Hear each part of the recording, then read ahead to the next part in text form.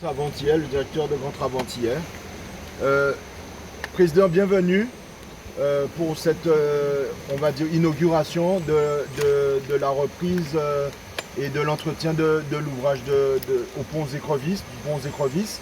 Alors c'est un ouvrage qui a été diagnostiqué avec des problèmes techniques sur l'ouvrage, surtout sur les piles. Les piles avaient une forte dégradation. Il faut savoir que c'est un pont qui a plus de 70 ans, qui a longtemps fait le service pour lequel il était fait. Et maintenant, il fallait commencer à prévoir une évolution de cet ouvrage. Le diagnostic avait été lancé par deux bureaux d'études importants. On demandait aux gestionnaires de la voie, Route de Guadeloupe, en tout cas, on souhaitait réduire la charge sur l'ouvrage, donc demander à passer à une voie, on proposait à passer à une voie et réduire le passage des camions à 15 tonnes.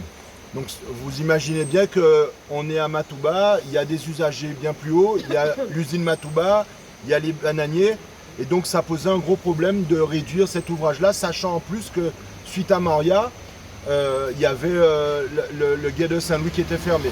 Donc le président Harry Chalus a fait la requête de trouver une solution pour permettre à cet ouvrage-là de retrouver son état initial et de permettre la circulation à deux voies et avec un passage à 32 tonnes pour permettre à tout le monde de fonctionner, de travailler, de construire leur maison, les usagers et de faire le transport habituel.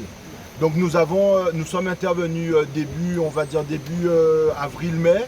On a fait des relevés géométriques, relevés topo, on a fait des sondages pour savoir quelles solutions nous pouvions proposer.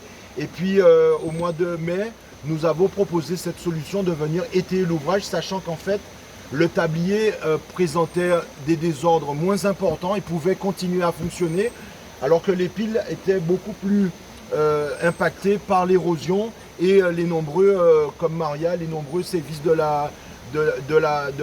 du climat. Donc nous avons proposé donc cet étaiement. Il y a eu plusieurs allers-retours, on pourra voir sur le plan plus tard.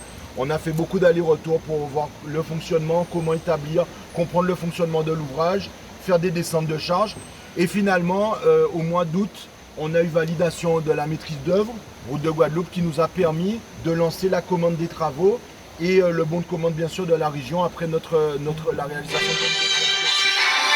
Nous avons donc commandé le matériel. Donc c'est un matériel qui vient dans le monde, il y a une entreprise qui s'appelle Altrad, qui est un spécialiste de l'étaiement mondial et qui a une succursale, une filiale en Angleterre qui réalise ce genre de gros étaiements.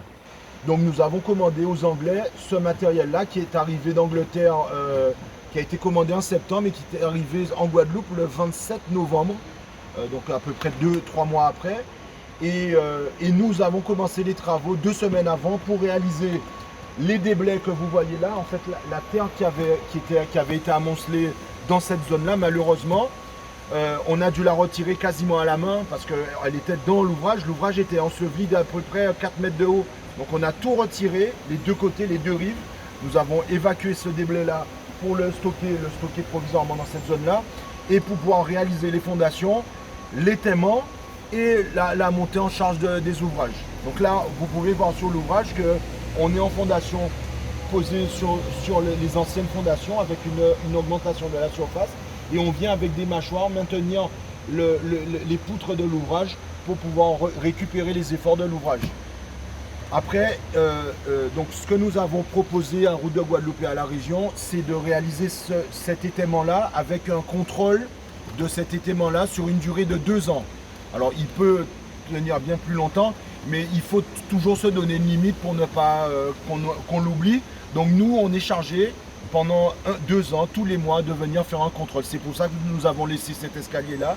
Nous allons contrôler tous les mois, une fois par mois, le suivi, l'escalier, les fondations, le bon contrôle des éléments. Après, il y a un double contrôle que nous avons mis en place aussi. Donc là, c'est un contrôle technique. On pourra l'observer. Il y a sur l'étaiement des axes qui sont instrumentés et qui permettent d'avoir la charge de l'ouvrage. Et donc, qui nous permettent d'avoir les efforts que l'ouvrage le tablier renvoie sur l'étaiement. Et donc on peut voir si on reste dans une plage normale ou si on a une plage surélevée. Et donc du coup alerter le gestionnaire de la voie et les services de la région justement pour peut-être venir intervenir. Et si c'est trop important, peut-être fermer l'ouvrage provisoirement pour comprendre son problème.